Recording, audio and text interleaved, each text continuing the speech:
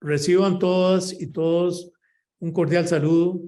Es para mí un enorme honor poder atender esta invitación de la Academia Nacional de Medicina, que me han invitado para que les comente un poco sobre el envejecimiento en la actualidad. Yo haré, por supuesto, desde el punto de vista geriátrico, este aporte, ¿verdad? Y esperamos que todos nos podamos beneficiar de esta presentación. En primera instancia voy a comentar una reseña histórica de lo que es la geriatría, y arrancamos con la doctora Marjorie Warren, que es una mujer que hizo grandes aportes en el año 1930 en el hospital del Middle Essex del Reino Unido, en el cual ella hizo una denuncia ante la literatura médica mundial de lo que pasaba con estas personas mayores en el marco hospitalario, que eran prácticamente abandonadas ahí en el año 43 y en el año 46. Estas dos sendas publicaciones dieron al pie a todo un abordaje novedosísimo de lo que es la atención a las personas mayores y la que hoy se le está recibiendo a ese mismo grupo poblacional. Posteriormente vino el doctor Ferguson Anderson, que es el primer profesor de geriatría que se conoce, que le tocó ese honor en la Universidad de Glasgow, en Escocia. Él realmente fue una persona que hizo un aporte a nivel mundial sobre esto. Yo tuve la gran suerte de tenerlo como consejero de mis estudios, y fue una gran persona. Y luego el doctor James Williamson, que es que fue el profesor, el mentor mío en geriatría en la Universidad de Edimburgo, que hizo grandes aportes también, una persona que contribuyó notablemente en la investigación y en la atención, sobre todo los servicios que recibían las personas adultas mayores, y las evaluaciones que se le hacían a ellos, que debían de ser evaluaciones muy completas. Él entonces hizo este estudio de las enfermedades no detectadas y detectadas, que lo hace pasar a la historia. El doctor Robert Butler es un gran médico, fue un gran médico estadounidense que estuvo en Costa Rica, una persona que nos aconsejó y nos ayudó mucho. Fue el primer director del Instituto Nacional del Envejecimiento en Washington y fundador del primer departamento de geriatría de la Universidad del Mount Sinai de Nueva York. Es una persona que acuñó el término de edadismo para sustituir el de viejismo, y fue un gran defensor de los derechos de las personas adultas mayores en Estados Unidos y en el mundo. Y también el doctor Leslie Liu, que fue también ha sido un gran geriatra norteamericano, que fundó la primera programa de residencia de especialidad en Nueva York. El doctor Liu todavía vive y hace aportes todavía en este campo. En 1914 vemos al doctor Leo Nacher, que era un pediatra vienés, austriaco, que llamó la atención sobre la palabra geriatría, que era del griego geras, vejez, y iatría, curación, y escribió un libro sobre geriatría, las enfermedades del anciano y su tratamiento, 1914. En el año 59, el informe de la Organización Mundial de la Salud, en el ejecutado 8.2, dice que en los planes de estudio en las facultades de medicina y escuelas de enfermería deberá darse un lugar importante a los problemas del envejecimiento. Y no es hasta el año 75 que se pronuncia la misma Organización Mundial de la Salud en favor del desarrollo de una rama de la medicina especializada en la atención de los adultos mayores. Vean ustedes, año 59 hasta el año 75. Y el año 82 se convoca por Naciones Unidas a la primera Asamblea Mundial del Envejecimiento, que fue en Viena, y ahí se sentaron las bases de esto. Y 20 años después, en el 2002, en Madrid, España, tuve la oportunidad de estar en esa asamblea. Hicieron contribuciones importantísimas que nos llevaron hasta el año 2015, que es cuando realmente la organización hace el informe mundial sobre envejecimiento y salud, y que nos pone las hojas de ruta, la hoja de ruta de planes y programas que deben regir sobre todo por la educación en geriatría y gerontología y los servicios que deben de darse a las personas mayores. En el año 91 en Costa Rica se aprueba la especialidad, el programa de especialidad por parte de la Universidad de Costa Rica y el SANDEIS, con una duración de 5 años, y desde entonces se han formado 189 médicos geriatras y gerontólogos, de los cuales 146 laboran en la Caja Costarricense del Seguro Social en 43 centros de atención, que incluyen hospitales y centros de clínicas grandes, y 24 lo hacen en medicina privada. Tuve el honor de dirigirlo desde el inicio hasta el año 2018, que concluí las labores en el Hospital Nacional de Geriatría.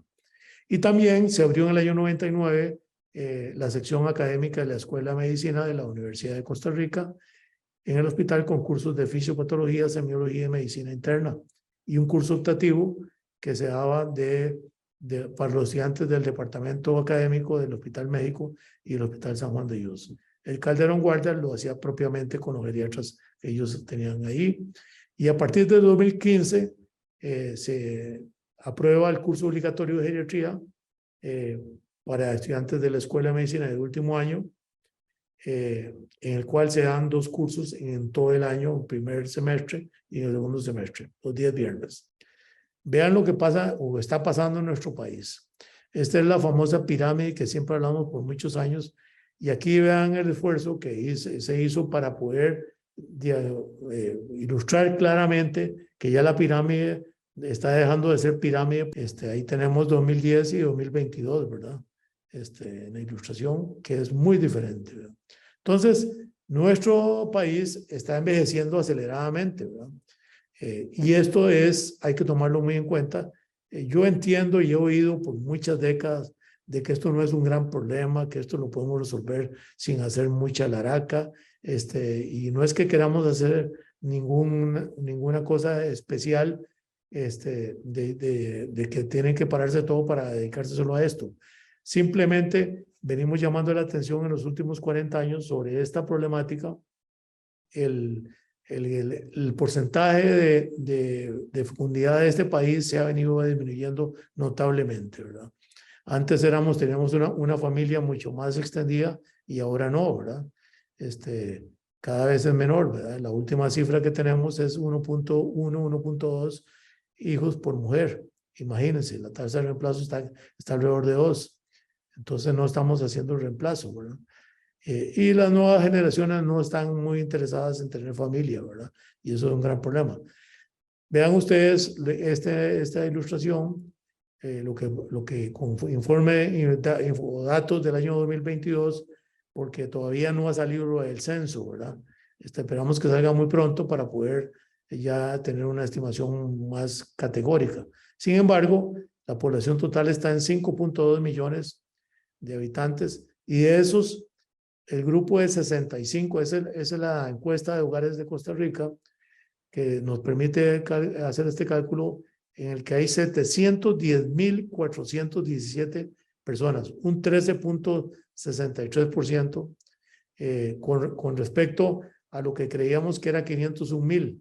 Imagínense, hay más de 200.000 personas de lo que nosotros considerábamos 65 años y más. Si lo calculamos a 60, estamos hablando de alrededor de 1 millón pasaditos. Y las mujeres, por supuesto, es un grupo mayoritario con 401.344, y los hombres con 100.000 menos, ¿verdad? 309.000, más o menos aproximado. Y esto es muy importante porque es la única manera que nosotros, con información veraz y objetiva, para poder desarrollar y planificar los servicios de salud y los servicios sociales que necesitan las personas adultas mayores de nuestro país. Entonces, esto es una información valiosísima que recién salió producto del estudio que hizo el Observatorio del Envejecimiento de la Universidad de Costa Rica en conjunto con el Observatorio del Desarrollo de la misma universidad y la Facultad de Medicina, por supuesto. La evaluación geriátrica es uno de los temas, el tercer tema que quiero tocar, que es para nosotros los geriatras muy importante, que lo distingue cómo es esta disciplina diferente a otras. Por definición, la geriatría es la rama de la medicina que estudia los problemas médicos, problemas psíquicos, los problemas funcionales y sociales de las personas adultas mayores, y toma muy en cuenta la funcionalidad para poder verlo de la manera integral. Y ahora vamos a hablar de esto en los siguientes minutos. Y aquí tienen un gran instrumento, la geriatría, que es la historia clínica geriátrica, que es la herramienta fundamental que tiene el médico para poder llegar a hacer un diagnóstico integral. Entonces, aquí se invierte tiempo, se invierte conocimientos y expertise para poder desarrollarlo de la mejor manera, que podamos ayudar a esas personas haciéndoles todo un abordaje muy completo de todas sus diferentes molestias, dolencias, lesiones que puedan llegar a tener. De esto vamos a hablar en los siguientes minutos también. Bueno, en la población geriátrica, por supuesto que vamos a encontrar individuos sanos. También vamos a encontrar individuos con patologías agudas y también vamos a encontrar individuos con patologías agudas y también o crónicas. O pacientes con solo crónicas, ¿verdad? Que en un momento dado se pueden reagudizar. Y esto es muy importante de tenerlo siempre en cuenta, porque muchas personas pueden llegar a pensar de que esto es solo para enfermedad, y no es así. También hay que hacer prevención y promoción de la salud para mantenerse lo más independiente y autónomo posible el mayor número de años, y ojalá toda la vida hasta que fallezca un buen día. Al trabajar con personas adultas mayores se deben considerar estos 5 aspectos. El primer aspecto es el abordaje del paciente, que debe ser integral, individualizado, cubriendo todo el espectro de la salud del mismo. En un segundo, es decir, pensar en todas las diferentes ángulos, diferentes aristas que tiene y puede tener en problemas diferentes la persona adulta mayor. En la geriatría siempre se debe considerar al paciente como un todo, no puede ser fraccionado. En medicina en general interesa el diagnóstico, la localización y la identificación de la lesión o enfermedad. Esto es importante para todos nosotros, claro. Pero a la geriatría, además de todo lo anterior, le interesa pensar más allá de la patología, y es decir, en términos de la pérdida de la función. Nosotros siempre estamos pensando en pérdida de función que le puede pasar a un individuo en las edades mayores.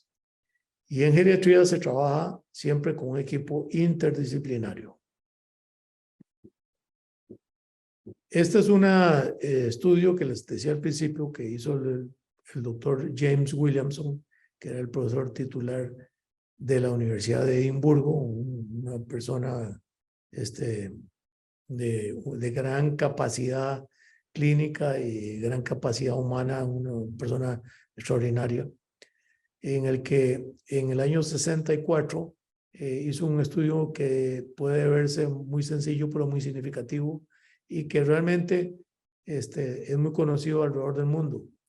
En la parte superior están las enfermedades detectadas y en la parte inferior no detectadas. Y él lo que hizo fue que en una área particular en Edimburgo, en el que había una clínica de salud, puso a los médicos que trabajaban ordinariamente ahí a ver a ese tipo de pacientes adultos mayores, a ver que los evaluaran, y la parte superior es lo que ellos encontraron. Y después vino otro equipo de salud que no trabajaba ahí, sino aparte, a valorar esos mismos pacientes, y encontraron un mayor número de enfermedades que no los detectaron las personas del primer equipo.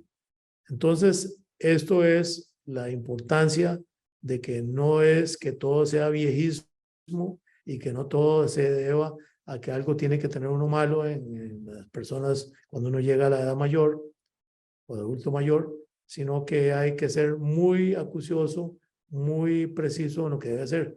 Aquí están problemas urinarios, problemas de locomoción, la piel, la demencia, depresión. Vean, por ejemplo, lo que es demencia y depresión y problemas de la piel que fueron notablemente mayores de los que ellos dijeron inicialmente, y locomoción urinarios también.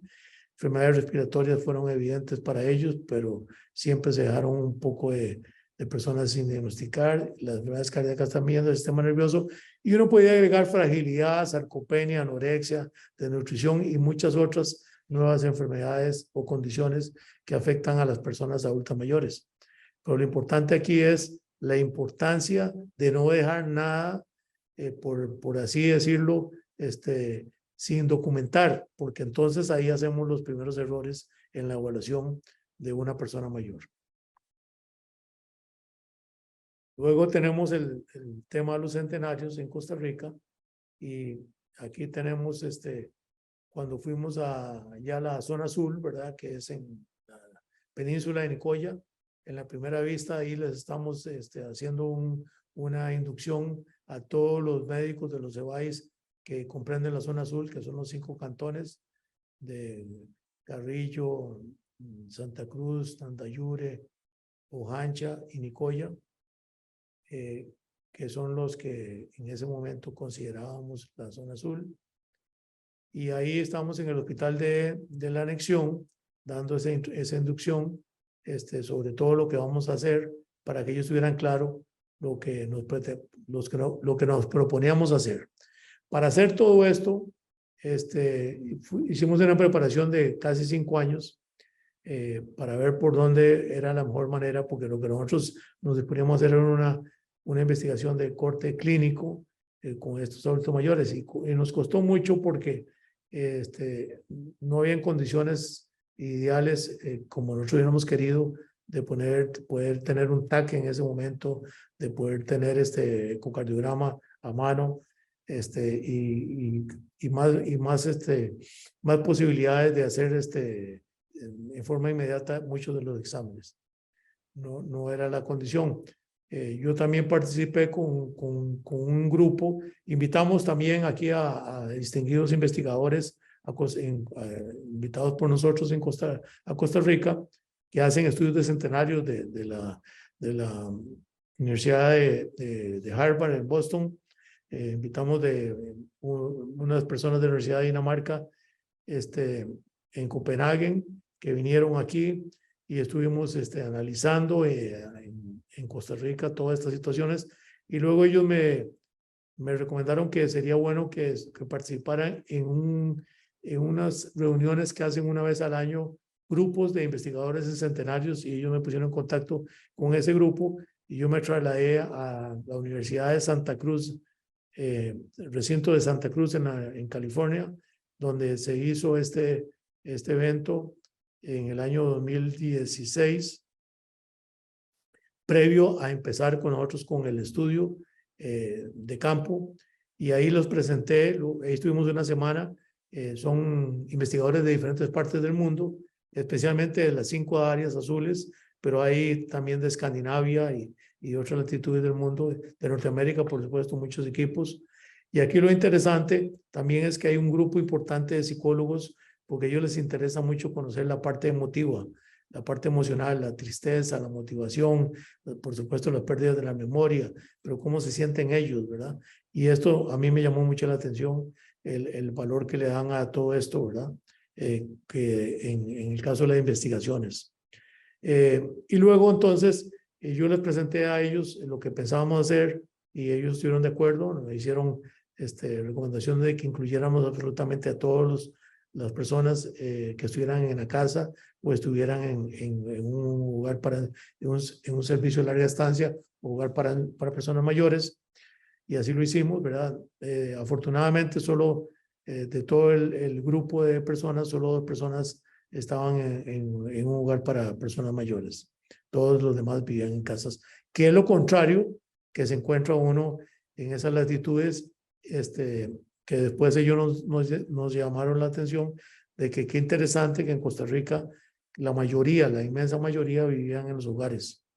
Bueno, y ahí fuimos en otras vistas que hay casa por casa, son viviendas muy distantes de la otra, no es que están a la par, sino que son distancias importantes que hay que ir de un cantón al otro, y ahí todas ellas son personas para arriba de 100 años. El señor que aparece ahí, don José Guevara, tenía en ese momento 108 años, por ejemplo, y usaba andar a caballo y hacer sus actividades, que a uno le parece increíble, pero así era. Bueno, en Costa Rica se han hecho 3 estudios de centenarios. Pues digamos, el primer estudio fue de Creles, que lo hizo la Universidad de Costa Rica. Yo participé en ese estudio, que era el doctor Rosero. Y allí, más que todo, era la parte social y la parte económica de estas personas, ¿verdad? Y algunas condiciones de enfermedades crónicas. Ese es el primer esfuerzo, y ahí es donde nace de que aquí estas personas viven mucho más que cualquier otra persona de centenarios del país, y resulta ser que aparece el término de zona azul, ¿verdad? Junto con Okinawa en Japón, junto con Cerdeña en Italia, junto con Icaria en Grecia y junto con Loma Linda en California, Estados Unidos, aparece Nicoya, Costa Rica. En el primer estudio de 2004 aparecían 70 centenarios aproximadamente. En el estudio que hicimos nosotros del perfil geriátrico de esa población, de esa misma área, habían solo 43, porque lógicamente van falleciendo, ¿verdad? Y en el último estudio que hizo la Escuela de Medicina de la Universidad de Costa Rica, que era más que todo de la microbiota, que es un estudio muy interesante, y tratando de ver el microbioma también, tenían 28 personas. Vean ustedes cómo ha ido disminuyendo, y se estima que esta zona azul va a llegar a un momento en que va a desaparecer. Y bueno, esto es inevitable, ¿verdad? Porque tienen otros conceptos de vida, ¿verdad? Las nuevas personas tienen otras realidades y no tienen lo que tenían estas personas, que eran personas con un nivel de vida muy limitado y muy, digamos, muy saludable, por decirlo de alguna manera. Y lo voy a decir por qué más adelante. En Costa Rica se estima, en el último corte que hay disponible del Tribunal Supremo de Elecciones, que son las personas que votan, alrededor de 832 centenarios distribuidos en todo el país. Y esto es muy importante, que nosotros veamos dónde viven, cuántos son y dónde viven las personas adultas mayores. Vean ustedes en el área de Guanacaste, que tenemos ahí 2.46 como el área más poblada, pero no es tan cierto, porque esto ha ido cambiando notablemente, ¿verdad? En San José, 1.86, ¿verdad? Y así se puede ir uno en las diferentes provincias. Pero aquí se está estimando que la nueva zona azul que pudiera presentarse va a estar en Alajuela. Todavía no está, pero va a estar en Alajuela, en Upala y Los Chiles.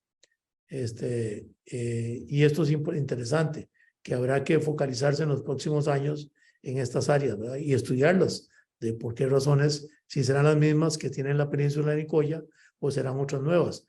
Nosotros, cuando hicimos el primer estudio, que fue en el año 2017, teníamos programado casi de seguido, una vez que saliera publicada nuestros hallazgos, que salió publicado en la revista, una revista europea de investigación, que está disponible, por supuesto, y ahí está la cita bibliográfica para que ustedes, si la quieren revisar, porque es muy interesante, la puedan revisar en la revista de investigación experimental y envejecimiento clínico del año 2017. Entonces, ahí está disponible, y nosotros, queríamos hacer una comparación en el GAM, en la gran área metropolitana, que era Cartago, San José, Heredia, Alajuela, y en eso se nos vino la pandemia, y ya tuvimos que dejarla suspendida, y esperamos que tal vez el próximo año poder reanudarla para poder comparar, ¿verdad? Aunque han pasado ya varios años, siempre es interesante conocer cómo está la situación de la gran área metropolitana en cuanto a todos los parámetros que nosotros estudiamos, que fueron la parte médica, la parte mental, ¿verdad? O psíquica, la parte funcional y la parte social. Hicimos un análisis de cada uno de estos centenarios, fuimos casa por casa, y fue muy interesante. Aquí tienen ustedes la publicación, ¿verdad? De los que participamos, sobre esta importante experiencia y aporte a la literatura médica mundial. Vean ustedes aquí que lo primero que nos llamó la atención era el grado de funcionalidad, ¿verdad? Nosotros usamos en geriatría las escalas de Barter, Lawton, la posición de equilibrio, ¿verdad? La posición tándem, semitándem, levántese de la silla 5 veces, ¿verdad? También la velocidad de la marcha, ¿verdad? En un lapso de 5 y 6 metros, para ver si podía hacerlo, ¿verdad? Y ahí están los hallazgos, ¿verdad? De que la dependencia total de los 43 centenarios que nosotros evaluamos, en 10 había una dependencia total, es decir, estaban en silla de ruedas, en 13 era severa, en 15 era moderada y en 3 leve, y habían 2 que tenían independencia total para Bartel, que son la evaluación, digamos, de actividades de la vida diaria, y el Lawton es actividades de la vida diaria pero instrumentales, ¿verdad? Entonces, aquí es muy interesante, ¿verdad? Cómo cambia toda esta situación. En el patrón del sueño, que siempre debe ser una de las áreas más importantes de poder hacer, es que nosotros encontramos que en horas de sueño por 24 horas había un mínimo de 5 horas para los hombres y 2 horas para las mujeres, con un promedio de 8.45. Y un máximo de 14 horas en los hombres y de 12 horas en las mujeres. Por supuesto que estas personas no toman inductores del sueño, no toman calmantes, no toman nada de estas cosas que acostumbramos a tomar en general en las urbes, y muchos de los pacientes, ¿verdad? Sobre todo en el GAM, son muy dependientes de todos estos medicamentos, ¿verdad? En esta ilustración vemos ahí el estado nutricional, recordando que ahí lo interesante, lo que llama la atención es el tipo de dietas, ¿verdad? Que son mucha tortilla de maíz, ¿verdad? Mucho grano, verduras que ellos siembran, el cerdo, ¿verdad? Que ellos también lo cultivan ahí, lo cuidan. Por supuesto, el pollo, las gallinas, la gallina de palo que llaman ellos, son que ellos mismos ahí la tienen, y poco pescado. Y uno puede decir, ¿cómo es posible? Bueno, es que aquí llama la atención, por ejemplo, el consumo del cerdo, que lo mismo pasa en Okinawa, en Japón, y lo mismo pasa en Cerdeña, en Italia, y pasa en Nicoya, en Costa Rica, ¿verdad? Y uno decía, es que la dieta mediterránea y tal, ¿verdad? Bueno, en estas áreas el consumo de cerdo es importante, ¿verdad? Por supuesto que también el pescado, pero no es la primera, como pasa con el cerdo. Entonces, ellos también comen mucha tortilla de maíz, que es palmeada, como todos sabemos, y algo del consumo de verduras lo hacen ellos, lo siembran y lo cultivan y lo cuidan, ¿verdad? Ellos viven en áreas que son de unas 3 manzanas, ¿verdad? Son terrenos que les dieron hace muchísimos años, ¿verdad? Y ahí se van a ir ubicando los diferentes miembros de la familia. Entonces, hay familias que tienen 5 generaciones, ¿verdad? Que viven alrededor de ellos. Son viviendas de interés social, ¿verdad? Y no es que son gente con holganza económica, sino que viven de una pensión, la mayoría del Estado, ¿verdad? Y en ella también la aprovechan para vivir otras generaciones de esos ingresos pequeños que ellos tienen. Ellos no es como dice ahí en el aeropuerto, en la zona azul, que ahí venden vinos y no sé qué, y otros productos. No es así. En la zona azul no beben ni tienen dinero para poder comprar y adquirir vinos, ni rojo, ni rosé, ni blanco, de ningún tipo. Y tal vez vino Coyol cuando estaban más jóvenes, ¿verdad? Pero tampoco son gente que no toma bebidas alcohólicas. Realmente ellos viven una vida muy limitada en ese sentido, pero suficiente, ¿verdad? Para poder ser exitosos, ¿verdad? De esos, vean ustedes que 12 participantes se encontró que tenían desnutrición, 19 en riesgo y 12 en buen estado. También tenemos las diferentes patologías. Ahí pueden ver ustedes la diabetes mellitus, ¿verdad? Prácticamente es pequeño el número que tienen. La enfermedad pulmonar obstructiva crónica es de las más de mayor incidencia, son 9 casos. La cardiopatía isquémica hipertensiva, las osteoartritis son mayores, ¿verdad? Depresión, son 11 casos de 43, ansiedad en 6 casos, enfermedad hepática diagnosticada en 1, enfermedad renal 2 casos, osteoporosis 4 y el mayor número de casos en cataratas. Esperable, por supuesto. Y ahí estaban ellos, ahí hicimos gestiones para que esto se lo resolvieran en el hospital de Nicoya en el menor tiempo posible, porque esto sí les va a hacer una gran diferencia en su calidad de vida, sin duda alguna.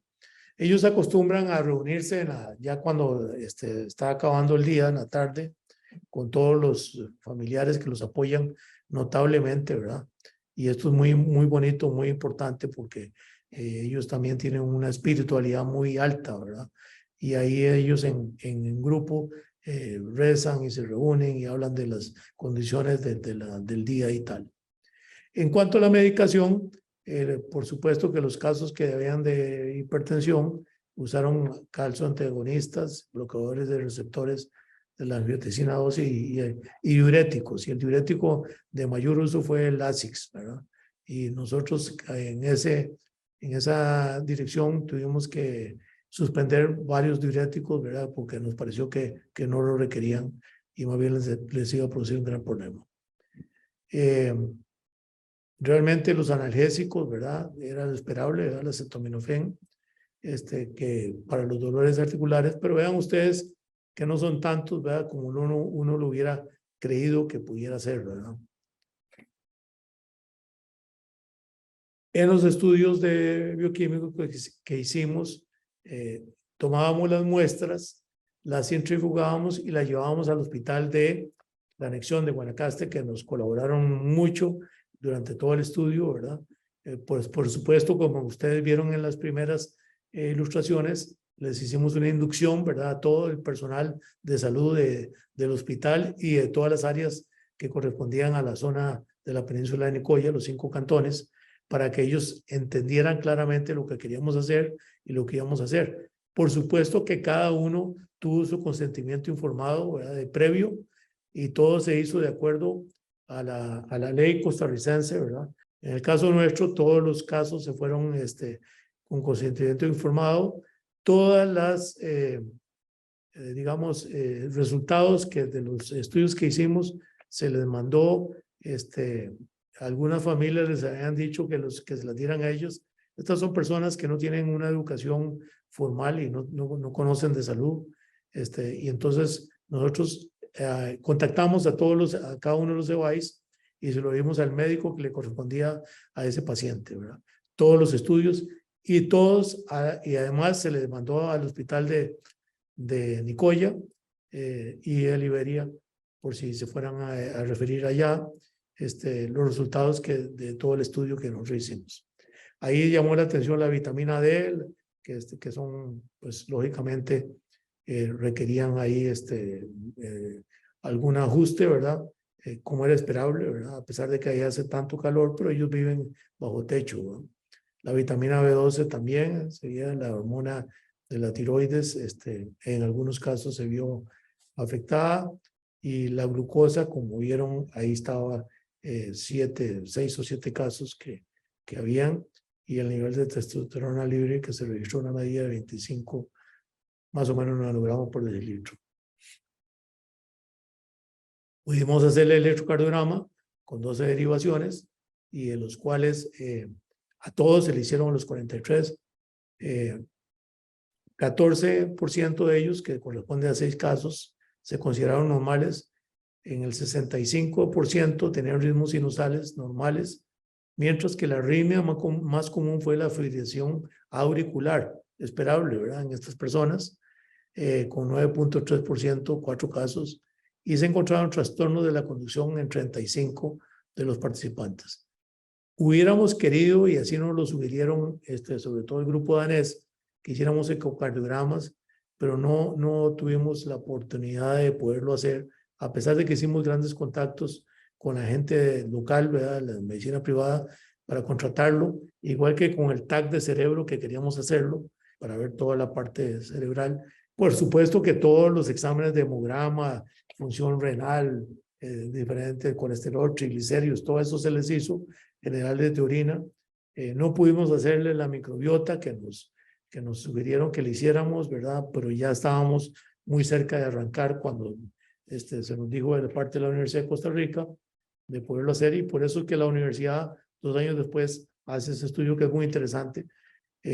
Ahí se puede ver que el 9% tenía diabetes, el 14% dislipidemia y el 2% de depresión.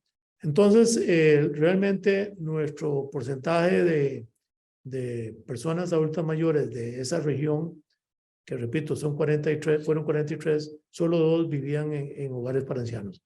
Cosa que en los estudios europeos y norteamericanos es al revés.